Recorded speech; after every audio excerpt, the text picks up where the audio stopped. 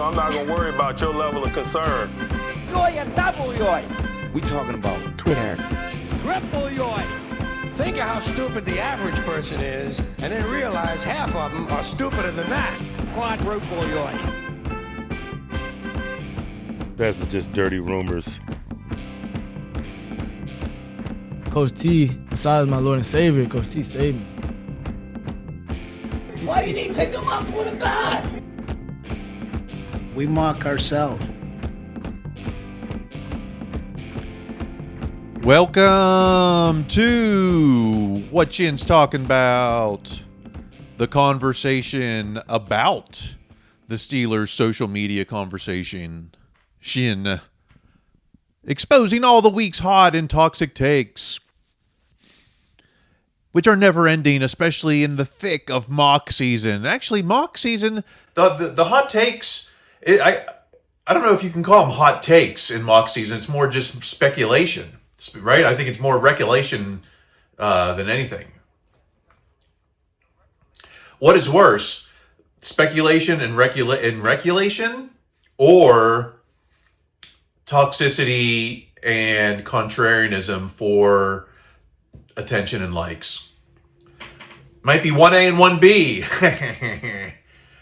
It will be today on What Chin's Talking About. I'm Kyle Chrise. Coming to you live to tape from Happy Valley West, a.k.a. the San Fernando Valley, Los Angeles, Hollywood, swimming pools, Twitter stars. But one thing they can't stop doing... where's today's takes? One thing they can't stop doing is putting down my coach. Let's get to these takes. Nope, that's not it. Nothing works the way I want it to. You know, I put all this time and effort in. Here we go. April 10th. The hottest take might be, once again, it's not even a tweet, but the Steelers over-under on DraftKings, 8.5 wins. How many times are they gonna do this? Why do they keep doing this to my coach? Am I right?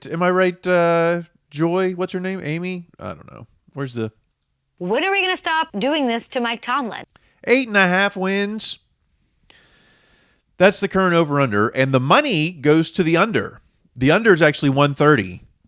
Minus 130. You know, so if you bet 100, then you get like $77.70 back, something. 77.77. 8.5. Last year I said, shoot, I should have bet the barn on it. What was it last year? I should have bet the barn on it. And once again I didn't. Should I bet the barn now even before the Aaron Rodgers? Maybe I'd rather have Aaron Smith as quarterback. We'll get to quarterbacks. Hold on. You know, and it's bad enough that the odds makers put Steelers at 8.5. How about this take? Let's get to these takes. At Blitzberg. Mike Tomlin tabbed as most overrated NFL coach. You got my click. This is from Action Network. Now, who am I to judge? Because we've cited the scientifically, analytically flawed data of bookies.com, but Action Network tracked the term overrated when it came to NFL coaches, and Tomlin number one. And I think it just shows to me that just how toxic Steelers Nation is on Twitter. We know that they're the fourth least positive fan base according to bookies.com 2021 survey. So of course all the tweets are going to say that Mike Tomlin's overrated, because Steelers Nation, can't shut up even during the offseason.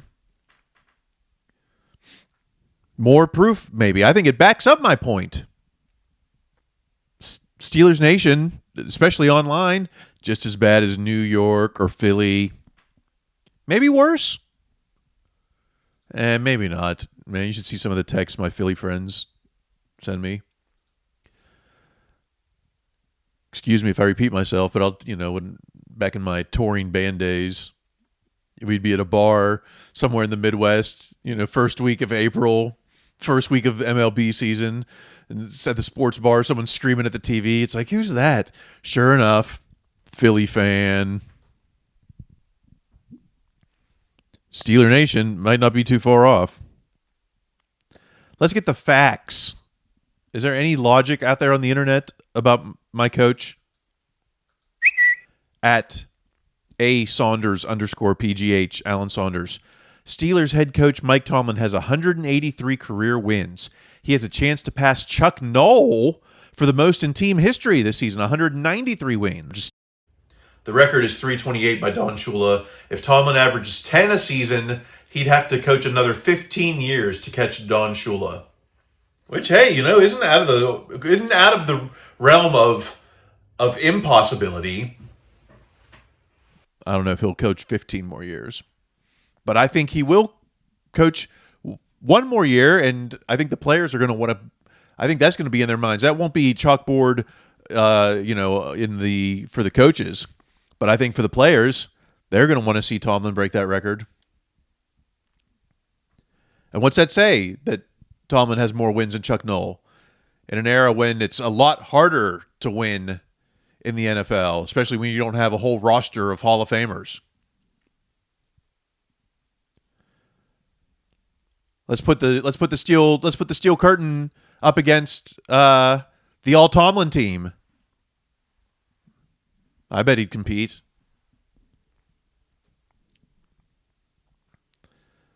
Most wins in Steelers franchise history is going to be Mike Tomlin, and we're going to have to have that conversation about who is greater, Noll or Tomlin. And everyone's going to say no, 4 Super Bowl rings. But I think that's the easy way out of the conversation. Sure, 4 rings. Sure, okay, yeah, sure. It's the easy way out of the conversation. And believe me, I'll be willing to have that conversation a lot and often and frequently, but we've got to answer the question first. QB22 plus few. Where are you? We've got some work to do now. QB22 plus few. Who are you? We need some help from you now. We've got a mystery to solve. Which QB do we want, gold and black? But don't get sacked. If QBs do what they should do, then they can earn themselves a yellow jacket. QB 25. Who are you?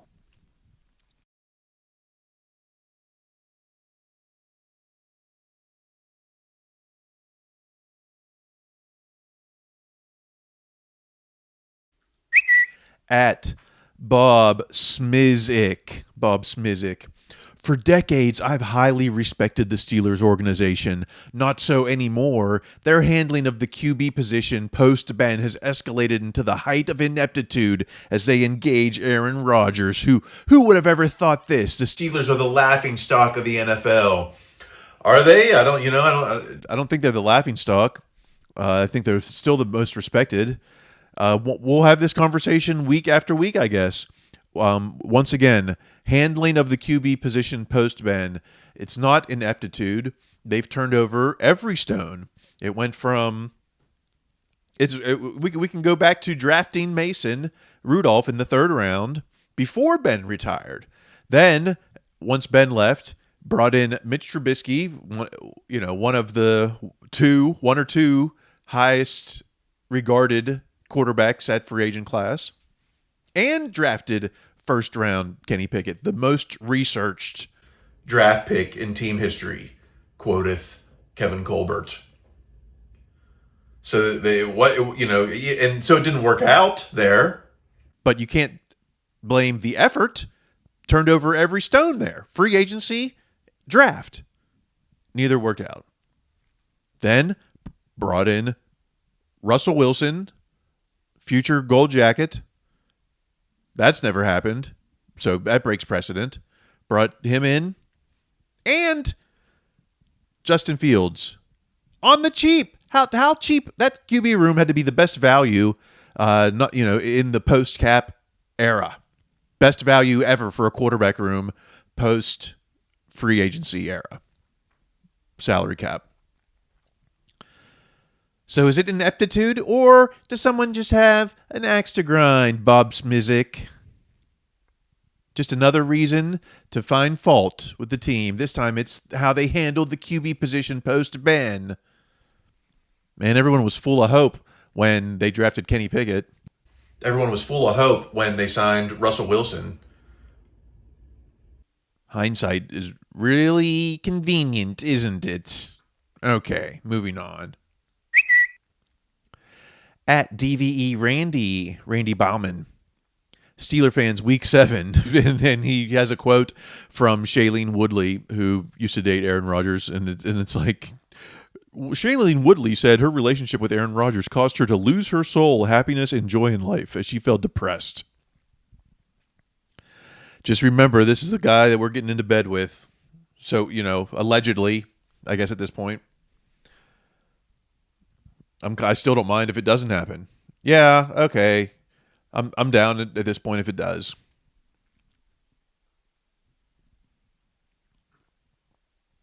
But just know what you're getting in bed with. It's like the White Lotus. It might be your favorite show, but some of these characters that you've invested in are gonna bite the dust. And just like Aaron Rodgers, wherever he goes, someone's going to bite the dust. Is it going to be a coach? Is it going to be a teammate? There will be casualties. So you just know what you're getting. You're getting a gold dust jacket stained in someone else's blood. Okay, that might be a bit dramatic. Move on. At Steeler Nation. Steelers reportedly will have strict rules for Aaron Rodgers if he signs. This is from Dale Lawley, quote, That might be why Rodgers is not signing. He may be mulling this over like, hey, I might not have the control that I had in Green Bay or like I had in New York. I don't know. I think if you bring in Aaron Rodgers, I think he's going to be above discipline. What are you going to do? Fine him? What are you going to do? Bench him? Oh, this guy is not really putting in the effort in the team meetings. Are we going to bench him for Mason Rudolph? Pay him $40 million and then bench him?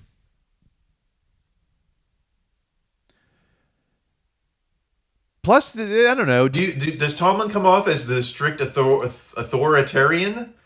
I was just listening to former Steeler Ryan Harris on some podcast, and he was saying that Mike Tomlin isn't necessarily the strictest coach on the block. Probably why he didn't keep Brian Flores around. Everyone says, "Oh, we got rid of Brian Flores." Yeah, he doesn't really have the same style. He was good for that year, but he doesn't really have the same style as Tomlin, at least according to Ryan Harris. And I do know from playing with Ben Roethlisberger, Tomlin is as incredible of a head coach as you'll ever find. What? He is the most hands-off with a quarterback I've ever been around. Whatever you want to do. They would literally give Ben Roethlisberger, the install would be, hey, Ben, for third down, we like these 5 plays. You just let us know which one you're picking. That's the kind of thing. And if you're Aaron Rodgers, that's what you want. You want to come in there and say, hey, I'm the offensive coordinator. Yeah. Okay, so is that what's going to happen? Aaron Rodgers is going to come in there and I'm the offensive coordinator? Hey, Art Smith, give me 3 plays and I'll pick the one I want at the line. Maybe that's what Tomlin wants. Maybe he wants someone who can see that at the line and make those decisions. It seems a lot different from what we heard from Russell Wilson. Oh, Arthur Smith didn't give me the freedom at the line to call these plays, blah, blah, blah.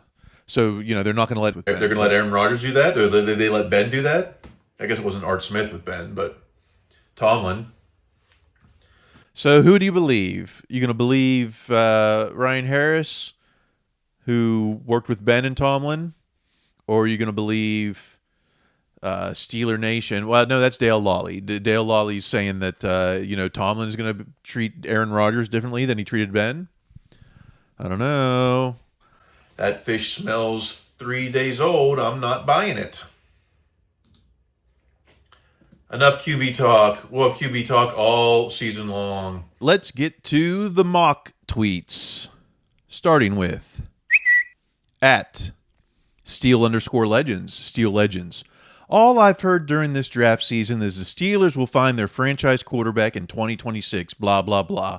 But those that are saying that aren't certain. If one comes up and the powers that be have done their homework, go get him. 2026 is an unknown. It's a cold reality. Existential tweets from at Steel Legends. But I got to agree. A couple weeks ago, I would have said, no QBs in the first round this year, please. We got Mr. Gold Jacket, Alawaska Rodgers. We don't, I don't need to invest a first round pick also in that. I would have been more inclined last year with Russ if he was before Justin Fields came in. But now seeing the level of commitment that the Steelers seem to be in this quarterback class, you can't knock it. They're meeting with everybody. They brought in Sanders. Of course, Jackson Dart seems to be everyone's mock draft interest. Milrow. You can't rule out QB. So let's see what this week the mock drafts brought us. There were 15 new mock drafts on my watch. I'm being a lot more selective.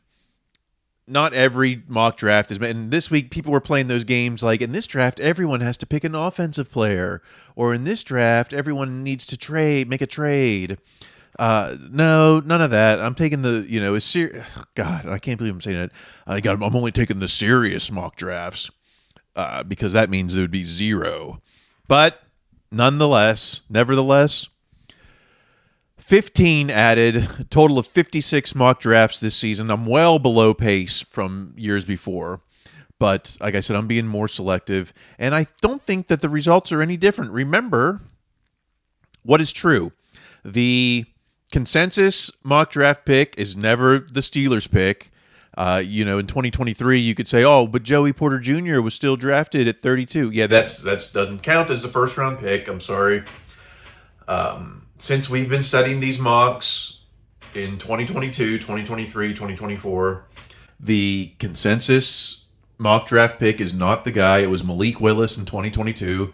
He had 21.5% of all mocks. Nope, it wasn't him. 2023, Joey Porter Jr. had 24.5% of all the consensus mocks. No, wasn't him.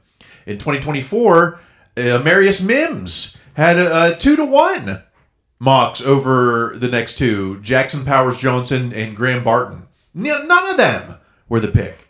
So, I think it's safe to say the consensus number one is not it. That's we thought that might have been a rule last year. I think it's safe to say that it is.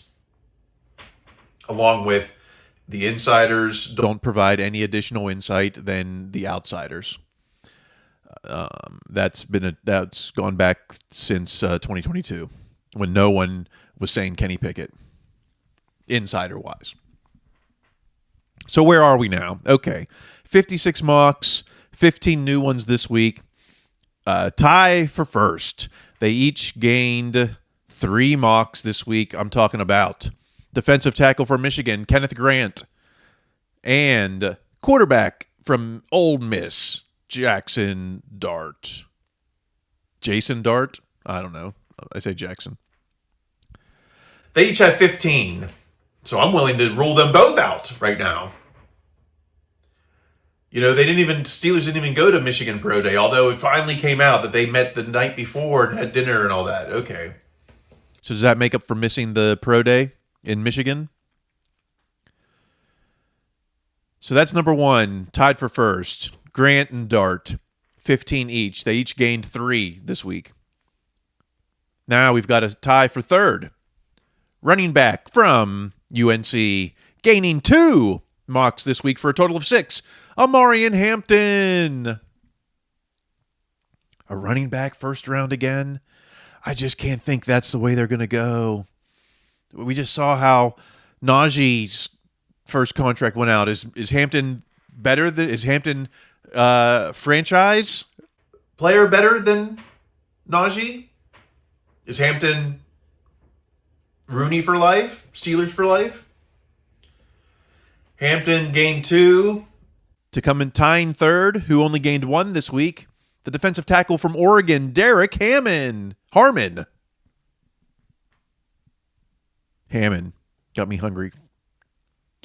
Derek Harmon now has 6. Grant and Dart each have 15. Hampton and Harmon each have 6.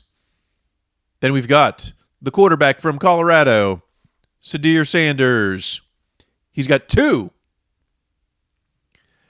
Other people with 2, the nose tackle from OSU, Tyleek Williams. Quarterback from Alabama, Jalen Milroe. Defensive lineman from Ole Miss, Walter Nolan, who's new to the list this week. That's right, 4 new players added to the list. Walter Nolan, D-line from Ole Miss. A wide receiver from Mizzou, Luther Burden III. So how many wideouts now have been mocked to us? Is that the first wideout to be mocked in the... it looks like it is. The first wide receiver mocked in the first round that we're taking seriously, at least. Also new is cornerback from Kentucky, Maxwell Hairston. Great name. Cornerback first round. I don't know if that's likely. The way I see it is, they signed that they got JPJ. I think Corey Chrise can at least back up one of those. And like it or not, Pierre gets the jersey because of his special teams ability, and he can be the 4th outside corner. So I don't know if cornerback is a first-round need. You got slot, you got Beanie Bishop. I don't know. I'm doubtful about cornerback in the first round. Nevertheless, it has joined the rankings of the mock. That's the second cornerback, actually. Maxwell Hairston from Kentucky and Zary Thomas from FSU. So the cornerback is on some people's mind. Not mine. And this is also not on mine. New to the mock draft ranks, guard from Alabama, Tyler Booker. A guard first round. Man, if that's the case, they better love him because we've invested so much on offensive line lately. I got to imagine that that's not going to be a day one draft priority after taking 2 tackles and a center in the last 2 years. All right. Well, I think the band is trying to take the field. Can I confirm that? Of course not.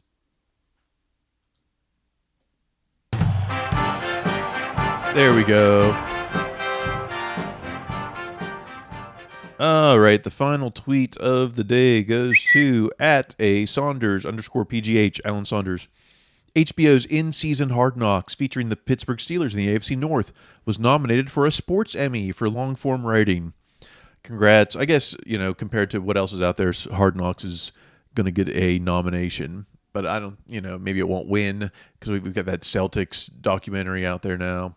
The doc about the not only the Olympic team this past Olympics, but then also the one about the college team that played the Dream Team, that practiced against the Dream Team. So there's a few docs out there worthy of consideration. But I will say this, the Hard Knocks wasn't the definitive statement yet, or the definitive document on not only Tomlin or the Steelers or that era. Cam Hayward, we got a little bit about him, but that's, his full story hasn't been told. There's still an opportunity for further exploration there, especially Tomlin.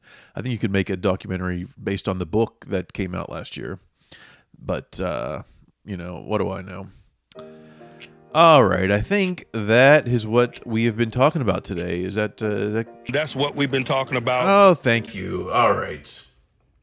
I appreciate your likes and comments. What I need is iTunes reviews.